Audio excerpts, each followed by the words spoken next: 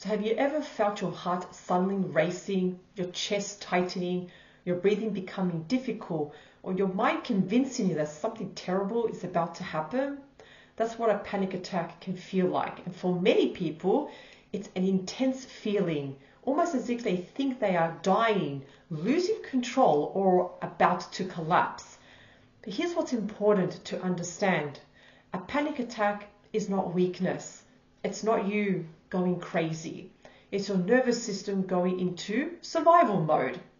So your brain is sounding an alarm, even when there's no actual danger present. And although panic attacks feel terrifying, they are manageable. So today, we're going to talk about what panic attacks are, why they happen, how to calm them in the moment, what the vagus nerve is, and simple ways to regulate your nervous system. So let's get started.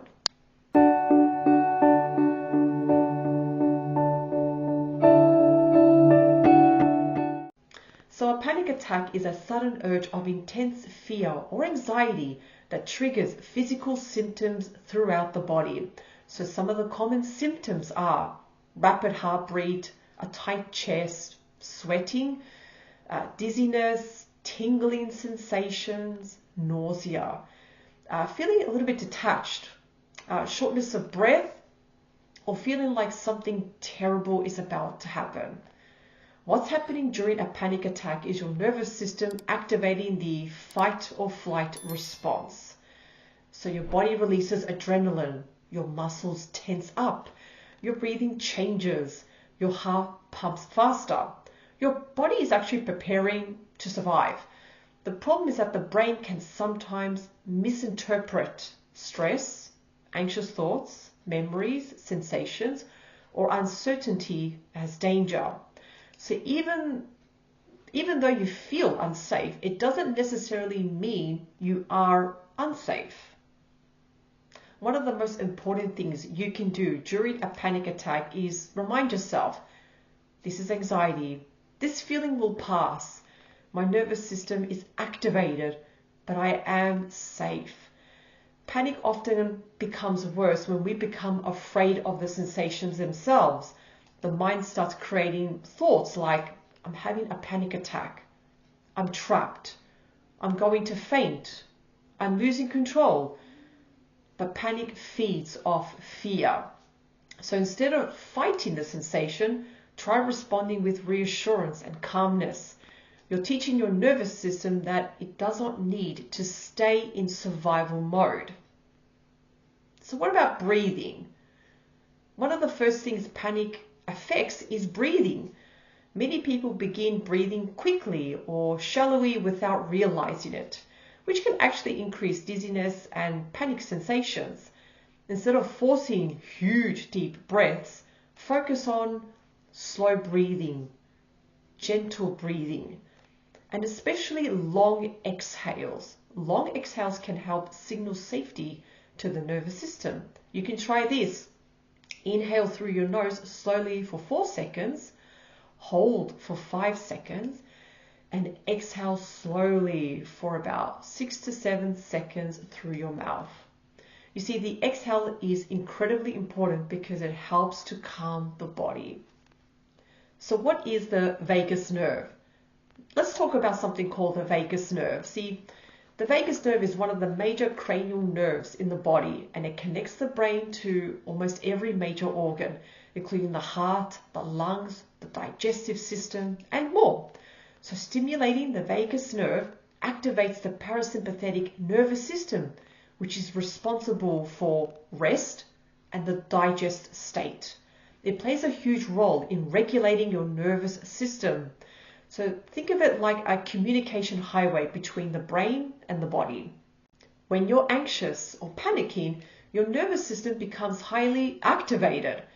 But when the vagus nerve is stimulated, it can help shift the body out of survival mode and into a calmer state. This is why vagus nerve stimulation has become such a big topic in anxiety and mental health. Here are some simple ways to activate it. Number 1, humming. Yes, humming. I know it sounds a bit crazy, might look even silly, but Humming activates vibration in the throat and the vocal cords, which can help stimulate the vagus nerve and calm the nervous system. Even quietly humming to your favorite song can help. Number 2, splashing cold water on your face, or some people would rather do the cold showers, but cold water can activate a calming reflex in the nervous system and interrupt the panic cycle. Number 3, and this is probably the most difficult one, laughing. And I'm sure you would have heard laughter is the best medicine. However, laughter can help shift the nervous system away from the threat mode. Watching something funny, like something funny on YouTube, like puppies and cats, can help regulate the body. The next one, slow breathing, especially slow breathing with long exhales. So this directly signals safety to the nervous system. And there's also gentle movement.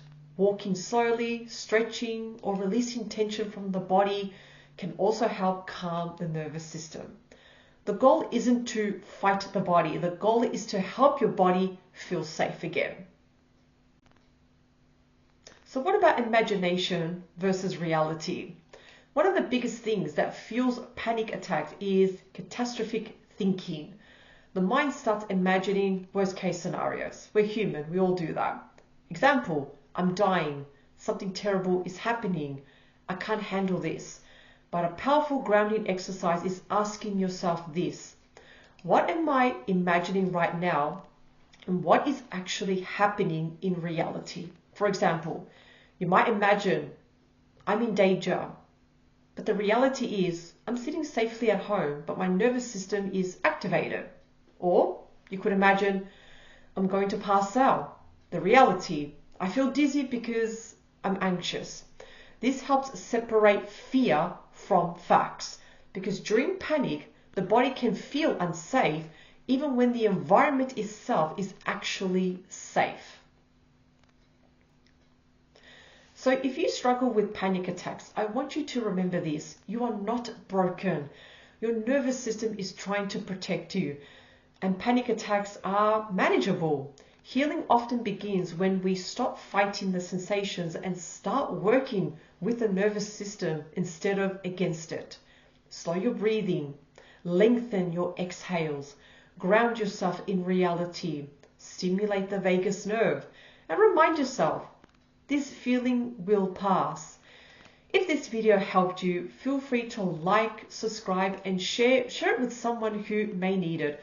And let me know in the comments what mental health topics you'd like me to cover next. Please take care of yourself, and I'll see you in the next video. Bye for now.